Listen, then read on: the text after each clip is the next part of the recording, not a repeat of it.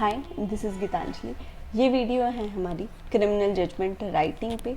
इससे पहले भी हम जजमेंट राइटिंग की वीडियोस पोस्ट कर चुके हैं।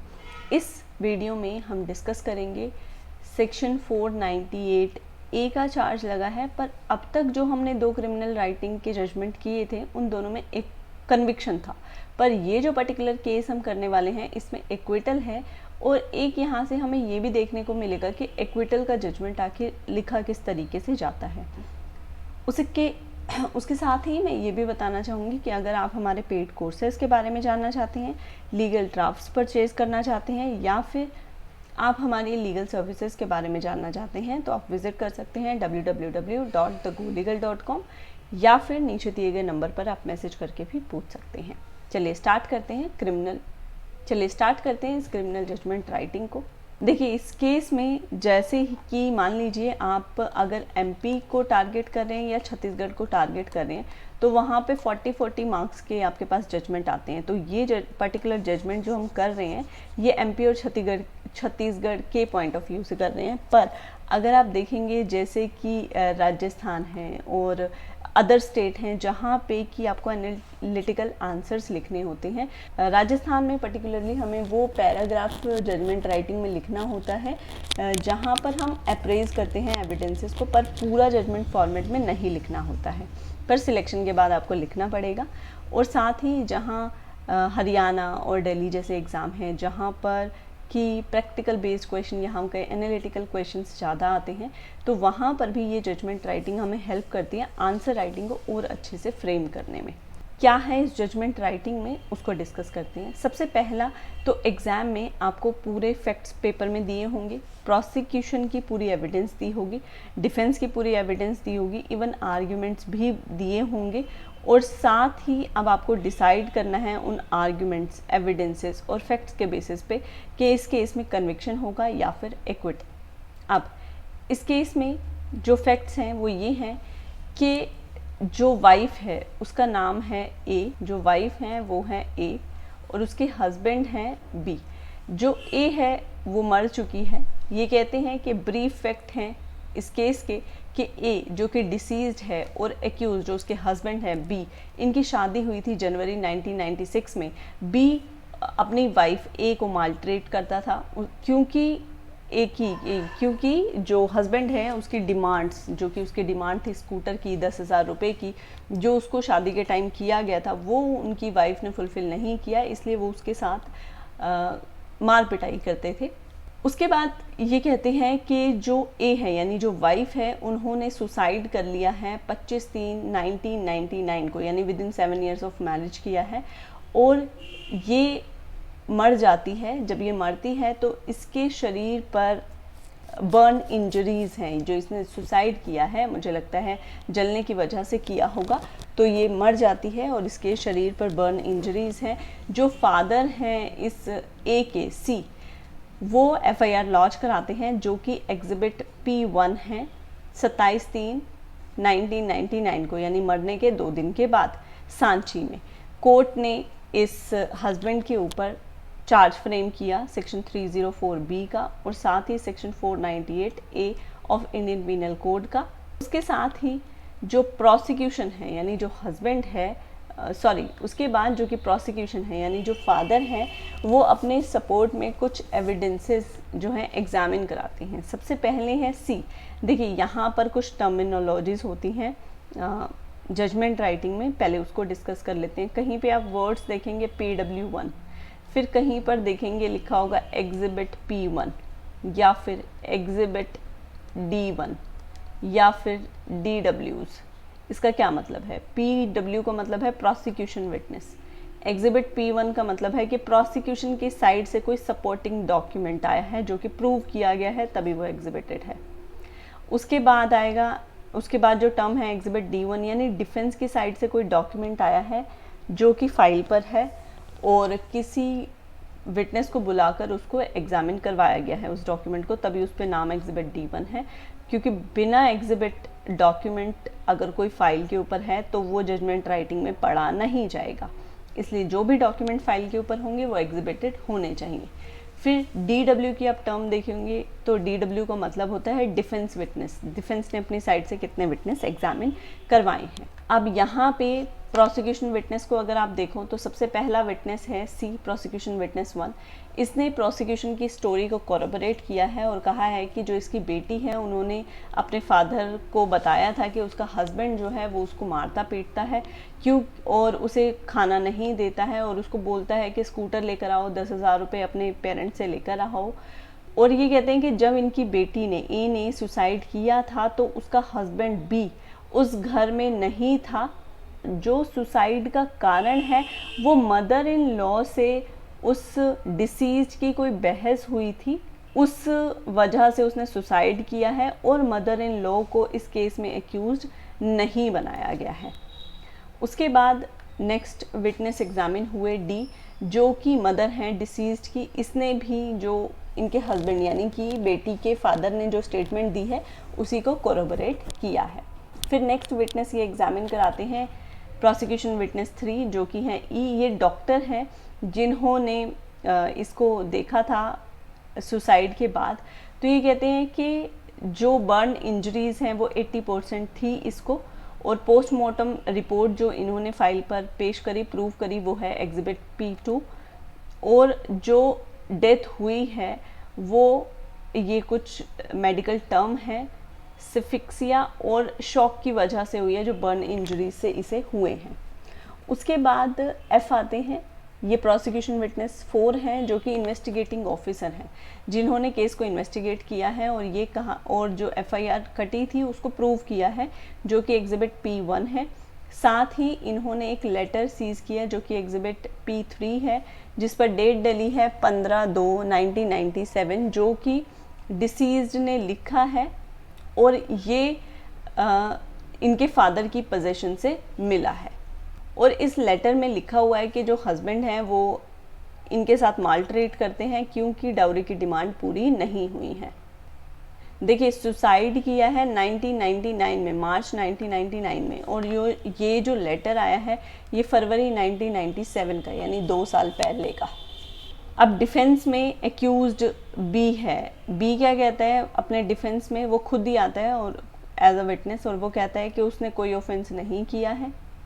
जब वो मरी थी, उसकी वाइफ जब मरी थी तब वो घर पर नहीं था, और प्रोसिक्यूशन ने कोई इंडिपेंडेंट विटनेस पेश नहीं किया है, और FIR लॉन्च करने में डिले है। अब ये था हमारे पास पूरा केस। अब केस तो हमारे पास आ गया, क्वेश्चन हमारे पास आ गया, जजमेंट राइटिंग किस तरीके से लिखी जाएगी।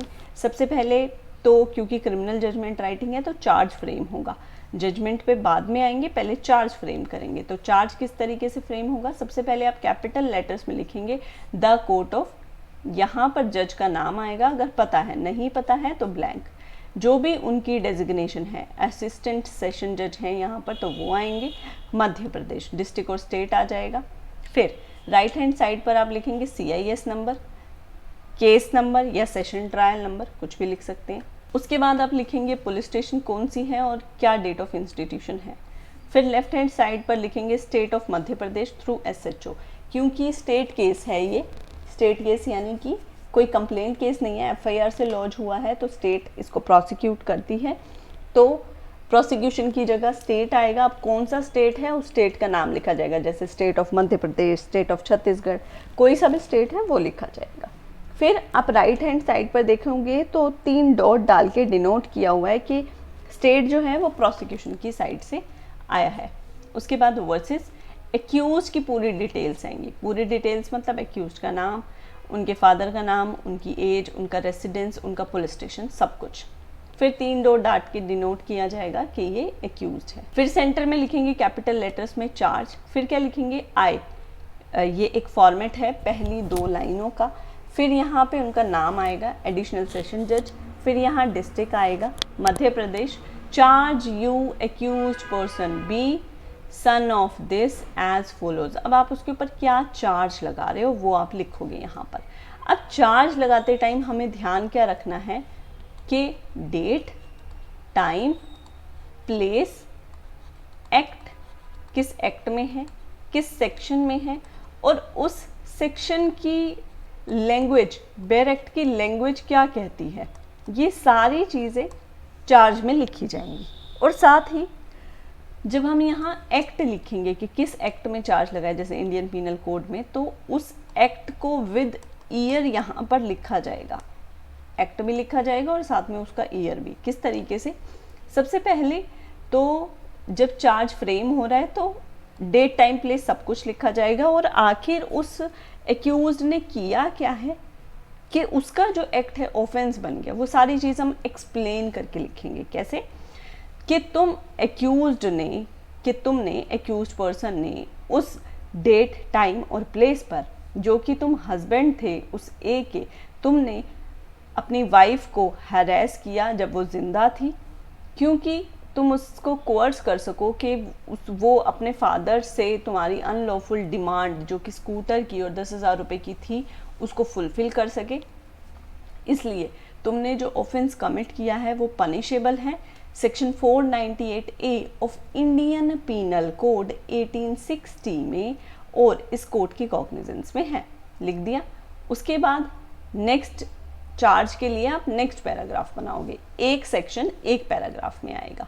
सेकेंडली लिखोगे फिर उसी तरीके से कि तुम एक्यूज्ड ने उस डेट, टाइम और प्लेस पर, क्योंकि तुम हस्बैंड थे उस डिसीज के, तुमने उसके साथ क्रुएलिटी करी है अनलॉफुल डिमांड्स के लिए, उसके सुसाइड करने से पहले, जिस वजह से वो मर गई है, और ये तुमने with in 7 years of marriage किया है। इसलिए तुमने जो ऑफेंस कमिट किया है वो डाउरी डेथ है, जो कि पनिशेबल है section 304 of Indian penal code 1860 में, और इस कोड के कॉग्निजेंस में है। इसलिए ये कोर्ट तुम्हें डायरेक्ट करती है कि तुम्हें ये कोर्ट ट्राई करेगी इन अबव फ्रेम्ड चार्जेस में। फिर आप क्या करेंगे? लेफ्ट हैंड साइड पर डेट लिखेंगे, प्लेस लिखेंगे, राइट हैंड साइड पर साइन करेंगे जो भी जज हैं उनके, जैसे साइन एंड सील। यहाँ पर एडिशनल सेशन जज हैं, डिस्ट्रिक्ट और स्टेट लिख देंगे। फिर सेंटर में लिखेंगे प्ली ऑफ एक्यूज्ड। क्या लिखेंगे इसमें? कि चार्ज कोर्ट ने एक्यूज्ड को रीड करके, एक्सप्लेन करके बताया, जिस पे उसने प्लीड किया, क्या कहा कि मैं इनोसेंट हूँ, मैंने ये ऑफेंस नहीं किया है, मुझे इस केस में झूठा फंसाया गया है, मैं गिल्टी प्लीड नहीं करता हूँ, ट्रायल फेस करना चाहता हूँ। फिर लेफ्ट हैंड साइड पर एक्यूज्ड के साइन आ जाएंगे और राइट हैंड साइड पर साइन और सील लग जाएगी एडिशनल सेशन जज मध्य प्रदेश की। फिर आप क्या लिखेंगे? सेंटर में दोबारा से कैपिटल लेटर्स में, अब चार्ज फ्रेम हो गया, अब जजमेंट पे आते हैं। यहाँ पर फिर दोबारा से the court of capital letters में उनका नाम, एडिशनल सेशन जज, डिस्ट्रिक्ट और स्टेट, प्रिसाइडेड बाय, यहाँ पे जो भी जज हैं उनका नाम आएगा, नहीं पता तो ब्लैंक। फिर राइट हैंड साइड पर CIS number, session trial number, police station, date of institution. फिर लेफ्ट हैंड साइड पर सेम उसी तरीके से state through Madhya Pradesh, prosecution versus accused की पूरी डिटेल्स। फिर अब यहाँ पर लिखना है कि दोनों की साइड से कौन से काउंसिल प्रेजेंट हो रहे हैं, क्योंकि स्टेट तो क्योंकि यहाँ पर स्टेट प्रोसिक्यूशन है तो स्टेट की साइड से तो ADPO आएंगे, तो वो लिख दिया ADPO फॉर द प्रोसिक्यूशन और एडवोकेट फॉर द डिफेंस। अब देखिए, ये जो एडिशनल सेशन जज के पास आया है केस, ये कमिटल से आया है, ठीक है। तो यहाँ पर लिखेंगे the case arised out of criminal case number committed by under order number this dated this. ये क्या है? कमिटल किया है। नीचे मैजिस्ट्रेट ने वो इतनी सज़ा नहीं दे सकते, तो उन्होंने कमिट कर दिया केस को सेशन जज के पास, तभी यहाँ पे सभी जगह सेशन जज आया है। तो ये लाइन जब भी आप कमिटल करेंगे तो आपको मेंशन करनी होगी। उसके बाद सेंटर में आप लिखेंगे जजमेंट कैपिटल लेटर्स में, फिर प्रोनाउंस जोन, किस दिन पर जजमेंट प्रोनाउंस किया गया वो लिखेंगे। अब यहाँ पे कुछ फॉर्मेट है, जैसे कि पैराग्राफ नंबर 1 में आप किन किन सेक्शन में चार्ज लगाया है वो चीज़ लिखेंगे। पैराग्राफ नंबर 2 में लिखेंगे कि अगर कोई एडमिटेड फैक्ट है तो वो। पैराग्राफ नंबर 3 में प्रोसिक्यूशन की पूरी स्टोरी। पैराग्राफ नंबर 4 में डिफेंस की पूरी स्टोरी। पैराग्राफ नंबर 5 में पॉइंट फॉर डिटर्मिनेशन, और फिर पैराग्राफ नंबर 6 से इस पॉइंट फॉर डिटर्मिनेशन को एनालाइज करना स्टार्ट कर देंगे। अब यहाँ पे सबसे पहले पैराग्राफ नंबर 1 में क्या लिखेंगे? इस केस में जो एक्यूज्ड है उसे चार्ज किया गया है section 498A, section 304B of Indian penal code 1860 में।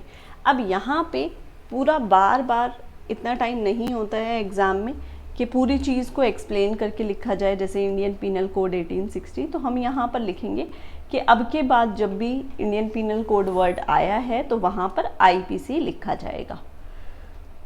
वो लिख देंगे कि इस केस में एक्यूज्ड पर्सन को चार्ज किया गया है section 498A, section 304B of Indian penal code में, क्योंकि उन्होंने ऑफेंस किया है क्रुएलिटी का और डाउरी डेथ का। पैराग्राफ नंबर 2 में लिखेंगे कि एडमिटेड फैक्ट यहाँ पर ये है कि दोनों की शादी हुई है, कि एक्यूज्ड और डिसीज्ड ये दोनों मैरिड हैं, और जो डिसीज्ड है उसने सुसाइड किया है, ये फैक्ट अनडिस्प्यूटेड है इस केस में। उसके बाद आ जाते हैं नेक्स्ट पैरा पे। पैराग्राफ नंबर 3 में प्रोसिक्यूशन की पूरी स्टोरी आएगी। क्या कि प्रोसिक्यूशन की स्टोरी ब्रीफ में ये है कि डिसीज्ड A और एक्यूज्ड इन दोनों की शादी हुई है जनवरी 1996 में। एक्यूज्ड B अपनी वाइफ को माल्ट्रेट करता था क्योंकि उसकी डिमांड स्कूटर और 10,000 रुपये की, जो कि शादी में प्रॉमिस किया गया था, फुलफिल नहीं हुई थी। जो डिसीज्ड A है उसने प्रॉमिस किया था कि शादी के टाइम ये, और जो डिसीज्ड A है उसने सुसाइड कमिट कर लिया 25 मार्च 1999 को, और बर्न इंजरीज की वजह से इसकी डेथ हो जाती है। जो फादर हैं डिसीज के, उन्होंने FIR लॉन्च कराई है 27/3/1999 को सांची में, और इन्वेस्टिगेशन कंप्लीट होने के बाद police report section 173 close 2 of CRPC में मैजिस्ट्रेट के सामने पेश करी है, जिस पे मैजिस्ट्रेट ने कॉग्निजेंस लिया है section 190 close B of CRPC में, और जो केस है वो कमिट किया गया है सेक्शन 209 ऑफ CRPC में सेशन कोर्ट के पास। तो ये जो चीज़ें हैं ना कि किस सेक्शन में फाइनल रिपोर्ट आई है, किस सेक्शन में कॉग्निजेंस लिया गया है, किस सेक्शन में कमिटल हुआ है, ये जजमेंट में लिखना आपको एग्ज़ाम में एज देगा, और यही चीज़ है जो कि हमें अब एक्सप्लेन कर करके लिखनी है। फिर पैराग्राफ नंबर 4 में लिखेंगे डिफेंस की पूरी स्टोरी। ये कहेंगे कि जब चार्ज उसको रीड करके और एक्सप्लेन करके बताया गया तो उसने कहा कि वो प्लीड गिल्टी नहीं करता है, ट्रायल को फेस करना चाहता है, और जब उसको पर्सनली एग्जामिन किया गया 313 में तो उसने सभी एलिगेशंस को मना किया और कहा कि उसने ये ऑफेंस नहीं किया है क्योंकि वो घर पर ही नहीं था जब उसकी वाइफ ने सुसाइड किया, और साथ ही उसने ये कहा कि प्रोसिक्यूशन इस केस को प्रूव करने में फेल हुआ है क्योंकि कोई भी इंडिपेंडेंट विटनेस नहीं आया है, साथ ही FIR लॉन्च करने में डिले है, इसलिए प्रोसिक्यूशन का केस जो है वो प्रूव नहीं होता है। अब नेक्स्ट आ जाते हैं पैराग्राफ नंबर 5 पे। यहाँ पे पॉइंट फॉर डिटर्मिनेशन बनेंगे। अब पॉइंट फॉर डिटर्मिनेशन किस तरीके से बनेंगे कि आखिर हमें इस पूरे जजमेंट में प्रूव क्या करना है, किन चीज़ों पर एविडेंस देखनी है।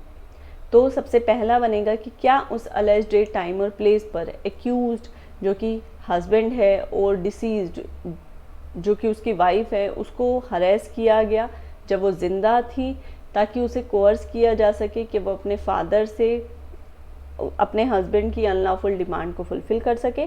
क्या ऐसा हुआ है?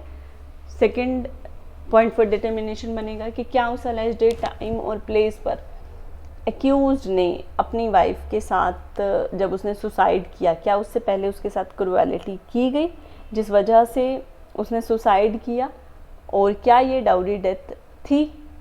नेक्स्ट जो बनेगा लास्ट जो पॉइंट फॉर डिटर्मिनेशन बनता है वो एक्विटल और कन्विक्शन का बनता है। नेक्स्ट आप देखेंगे अब यहाँ पे पॉइंट फॉर डिटर्मिनेशन बना लिए। सेंटर में कैपिटल लेटर्स में आप लिखेंगे reasons for determination, capital letters में। अब आपने ऊपर जो पॉइंट फॉर डिटर्मिनेशन बनाए हैं अब इनको एनालाइज और अप्रेज करना स्टार्ट करेंगे। अब यहाँ पर 3 पॉइंट फॉर डिटर्मिनेशन बनाए हैं, चाहें तो अलग अलग लेकर चल सकते हैं और चाहें तो एक सिंगल पैराग्राफ में ये बात को मेंशन करके हम इन सबको इकट्ठा लेकर चल रहे हैं। लिख सकते हैं कि कोर्ट के ओवरबर्डन को कम करने के लिए हम सारे पॉइंट्स को इकट्ठे ही एनालाइज कर रहे हैं। तो यहाँ पर लिख देंगे point number 1, 2 and 3। Paragraph number 6 में क्या लिखेंगे कि पैराग्राफ नंबर 6 में क्या लिखेंगे कि एविडेंस की रिपीटिशन को और कोर्ट के ओवरबर्डन को कम करने के लिए जितने भी पॉइंट्स हैं उनको एनालाइज और डिटरमाइन हम साइमल्टेनियसली करेंगे as per section 102 of Indian evidence act. जो पूरे केस को प्रूव करने का ऑनर्स है वो प्रोसिक्यूशन के ऊपर है। साथ ही जो कार्डिनल प्रिंसिपल है ज्यूरिस्प्रूडेंस का, प्रिजम्पशन ऑफ इनोसेंस एक्यूज्ड के फेवर में होगा। प्रोसिक्यूशन को उसका गिल्ट प्रूव करना होगा बिना किसी रीजनेबल डाउट के। अब नेक्स्ट पैराग्राफ में लिखेंगे to discharge its burden. Prosecution ने सबसे पहले एग्जामिन करवाया कंप्लेनेंट सी, जो कि उनके फादर हैं, उनको एज प्रोसिक्यूशन विटनेस 1, जिन्होंने आकर प्रोसिक्यूशन की स्टोरी को कोरबोरेट किया और कहा कि उनकी बेटी ने उन्हें इन्फॉर्म किया था कि उसका हस्बैंड भी उसको मारता पीटता है क्योंकि उसके डिमांड को फुलफिल नहीं किया गया है और ना ही उसे खाने के लिए कुछ सफिशेंट फूड देता है, क्योंकि उसने जो स्कूटर और 10,000 रुपये मांगे थे वो फुलफिल नहीं किए गए हैं। ये फैक्ट रेलेवेंट होगा section 8 of Indian evidence act में, जो कि प्रीवियस कंडक्ट शो करता है उस एक्यूज का। साथ ही ये फैक्ट रेलेवेंट होगा section 7 of Indian evidence act में, जो कि स्टेट ऑफ थिंग बताता है उस विक्टिम की कि आखिर चीज़ हुई क्या थी उसके सुसाइड करते टाइम। प्रोसिक्यूशन विटनेस 1 फिर कहते हैं कि ए ने जो सुसाइड किया है वो 25 मार्च 1999 को किया है और जो वो मरी है वो बर्न इंजरी की वजह से ही मरी है। प्रोसिक्यूशन विटनेस 1 ने फिर एफआईआर लॉन्च कराई एग्जिबिट P1 27/3/1999 को सांची में। प्रोसिक्यूशन विटनेस 1 ने ये भी कहा कि डिसीज्ड ने जब वह सुसाइड किया था तब उसका हस्बैंड घर पर नहीं था और जो उसके सुसाइड का कारण है वो मदर इन लॉ के साथ झगड़ा है और मदर इन लॉ को इस केस में एक्यूज नहीं बनाया गया है। ये फैक्ट भी रेलेवेंट होगा section 11 of Indian evidence act में, क्योंकि ये इस चीज़ की प्रोबेबिलिटी को इनप्रोबेबल कर रहा है कि soon before her death accused ने उसके साथ क्रूएलिटी नहीं करी है। तो ये जो चीज़ें हैं ना, अब ये यहाँ पर हमें एक्सप्लेन करके चलनी है ताकि हम अपने जजमेंट के डिसीजन पर पहुँच सकें। फिर नेक्स्ट पैराग्राफ में हम लिखेंगे कि प्रोसिक्यूशन ने फर्दर उसकी मदर को एग्जामिन करवाया एज प्रोसिक्यूशन विटनेस 2, जिन्होंने आकर उस डिसीज के फादर को, यानी कि इस मदर ने अपने हस्बैंड को कोरबोरेट किया। उसके बाद नेक्स्ट पैराग्राफ में लिखेंगे कि प्रोसिक्यूशन ने उसके बाद डॉक्टर ई को एग्जामिन करवाया, जिन्होंने ऑटोप्सी करी थी एज प्रोसिक्यूशन विटनेस 3, जिन्होंने आकर कहा कि 80% बर्न इंजरीज मिली थी और जो डेथ है वो बर्न इंजरी के शॉक की वजह से हुई है। पोस्टमार्टम रिपोर्ट फाइल पर आती है एग्जिबिट P2। और ये जो फैक्ट है इंजरीज जो आई हैं उसको वो बर्न की वजह से आई हैं, ये रेलेवेंट होगा section 7 of Indian evidence act में, क्योंकि ये इफेक्ट है इफेक्ट इन इशू का। साथ ही ये डॉक्टर की ओपिनियन है तो रेलेवेंट होगी section 45 of Indian evidence act में। नेक्स्ट पैराग्राफ में हम लिखेंगे इन्वेस्टिगेटिंग ऑफिसर आया F, जो कि एग्जामिन हुआ एज प्रोसिक्यूशन विटनेस 4, जिसने आकर इंफॉर्मेशन जो फर्स्ट इंफॉर्मेशन रिपोर्ट थी एग्जिबिट P1 उसको प्रूव किया। साथ ही एक लेटर सीज किया गया था एग्जिबिट P3, जो कि फरवरी 1997 का था, जो कि डिसीज ने लिखा था और फादर के पास था। उस लेटर को आकर कोर्ट में प्रूव किया और उस लेटर में लिखा था कि हस्बैंड जो है वो उसके साथ मालट्रीट करता है क्योंकि उसकी डाउरी की डिमांड फुलफिल नहीं की गई है। उसके बाद नेक्स्ट पैराग्राफ में लिखेंगे कि प्रोसिक्यूशन ने अपनी जो एविडेंस है वो क्लोज करी। एक्यूज को पर्सनली एग्जामिन किया गया सेक्शन 313 ऑफ CRPC में, जिसमें उसने सभी एलिगेशंस को डिनाई किया और कहा कि उसने ये ऑफेंस नहीं किया है, वो घर से बाहर था जब उसकी वाइफ ने सुसाइड किया। जो मेन प्रोसिक्यूशन विटनेस है उनके फादर, उन्होंने खुद ये बात कही है कि जब उनकी बेटी ने सुसाइड किया था तो हस्बैंड घर पर नहीं था और जो लड़ाई का कारण था वो मदर इन लॉ के साथ झगड़ा था और मदर इन लॉ को एक्यूज बना ही नहीं गया। और साथ ही प्रोसिक्यूशन विटनेस 2 की टेस्टिमनी से अगर हम देखें तो प्रोसिक्यूशन विटनेस 2 की जो टेस्टिमनी है वो भी कोरोबोरेट करती है उनके हस्बैंड के साथ। ये फैक्ट भी रेलेवेंट होगा section 7 of Indian evidence act में, जो कि डेथ का कारण बताते हैं कि वो आखिर उसने सुसाइड करा क्यों। अब इंग्रेडिएंट्स पर आते हैं। 304B को अगर हम पढ़ते हैं तो वहाँ लिखा है soon before her death as उसके साथ क्रुएलिटी हुई हो। तो 304 में जो ये वर्ड लिखे हुए हैं सून बिफोर हर डेथ, इसका मतलब है कि उस क्रुएलिटी के बीच में और उस डेथ के बीच में एक लिंक है। और अगर हम अपने केस पर आए तो हमारा केस ये लिंक बिल्कुल नहीं कर रहा है, क्योंकि सून बिफोर हर डेथ तो उसका हस्बैंड घर पर ही नहीं था। उसके बाद नेक्स्ट पैराग्राफ में हम लिखेंगे कि प्रोसिक्यूशन ने एक लेटर पेश किया जो कि एग्जिबिट P3 है 1997 का, जिसमें लिखा है कि जो डिसीज्ड है वो कहती है कि उसका हस्बैंड उसके साथ मालट्रीट करता है क्योंकि उसकी डिमांड को फुलफिल नहीं किया गया है। तो प्रोसिक्यूशन फेल हुआ है उस लेटर पे हैंड राइटिंग को प्रूव करने में। उन्होंने ये प्रूव नहीं किया है कि इस पर जो हैंड राइटिंग है वो उनकी बेटी की ही है। और section 67 of Indian evidence act कहता है कि कोई भी डॉक्यूमेंट अगर ऐसा आता है किसी भी पर्सन का तो वो प्रूव होना चाहिए, उसकी हैंड राइटिंग जो है उस पर प्रूव होना चाहिए।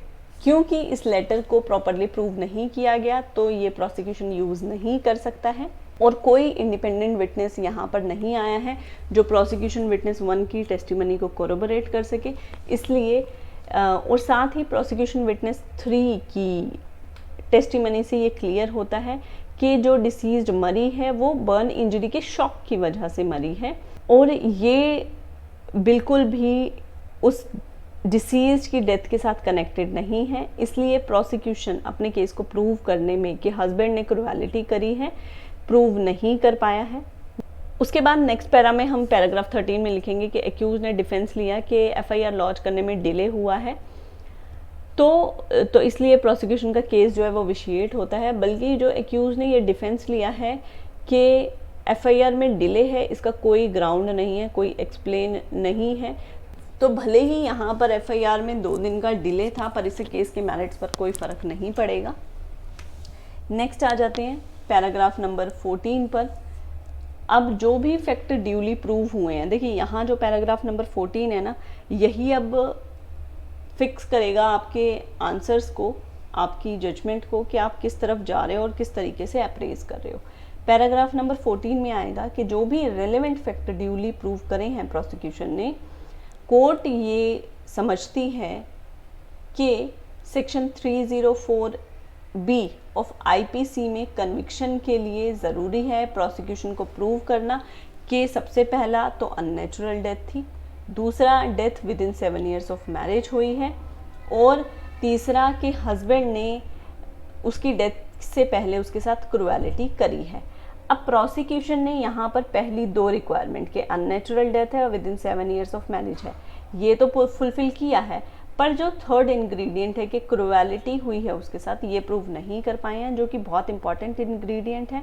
और साथ ही कोई एविडेंस ऐसा नहीं आया है जो ये प्रिजम्पशन ड्रॉ कर सके जो सुसाइड है वो उसके साथ पहले हस्बैंड ने कोई क्रुएलिटी करी हो।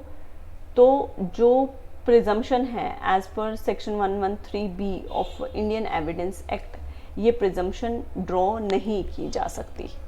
उसके बाद नेक्स्ट पैराग्राफ में लिखेंगे कि कोर्ट ये हेल्ड करती है कि प्रोसिक्यूशन इस केस को प्रूव करने में फेल हुआ है बिना किसी रीजनेबल डाउट के। जो एक्यूज्ड है वो एक्विटल के लिए एंटाइटल हैं, इसलिए एक्यूज को एक्विट किया जाता है सेक्शन 498A और सेक्शन 304B के चार्जेस में। नेक्स्ट पैराग्राफ में लिखेंगे जितने भी इम्प्रिजमेंट इसने अंडरगो करी है इंक्वायरी, ट्रायल और इन्वेस्टिगेशन में, वो स्टेटमेंट प्रिपेयर किए जाते हैं। जो बेल बॉन्ड है एक्यूज के वो डिस्चार्ज किए जाते हैं। नेक्स्ट पैराग्राफ में लिखेंगे कि इससे 437A के बॉन्ड भरवाए जाते हैं कि अपीलेट कोर्ट में अपीयर होगा। नेक्स्ट लिखेंगे कि कॉपी ऑफ जजमेंट जो है वो free of cost as per section 303 इसको सप्लाई की जाती है। नेक्स्ट पैराग्राफ में लिखेंगे कि जो एज पर सेक्शन 365 जो कॉपी है जजमेंट की वो डिस्ट्रिक्ट मैजिस्ट्रेट एरिया को फॉरवर्ड की जाती है। फिर लेफ्ट हैंड साइड पर आप लिखेंगे कि ये जजमेंट डेटेड है, साइंड है और ओपन कोर्ट में प्रोनाउंस किया गया है। फिर राइट हैंड साइड पर लिखेंगे, साइन लगाएंगे, सील करेंगे, फिर लेफ्ट हैंड साइड पर दोबारा से साइन करेंगे। तो इस तरीके से एक्विटल का जजमेंट जो है वो लिखा जाएगा। आई होप ये वीडियो आप सभी के लिए हेल्पफुल रही होगी। अगर आप यहाँ तक वीडियो को देख रहे हैं तो वीडियो को लाइक, शेयर और चैनल को सब्सक्राइब करना ना भूलें। और साथ ही जो भी आपके सजेशन या ओपिनियन है आप हमें कमेंट सेक्शन में ज़रूर बताएं। Thank you so much for watching. मिलते हैं नेक्स्ट वीडियो में।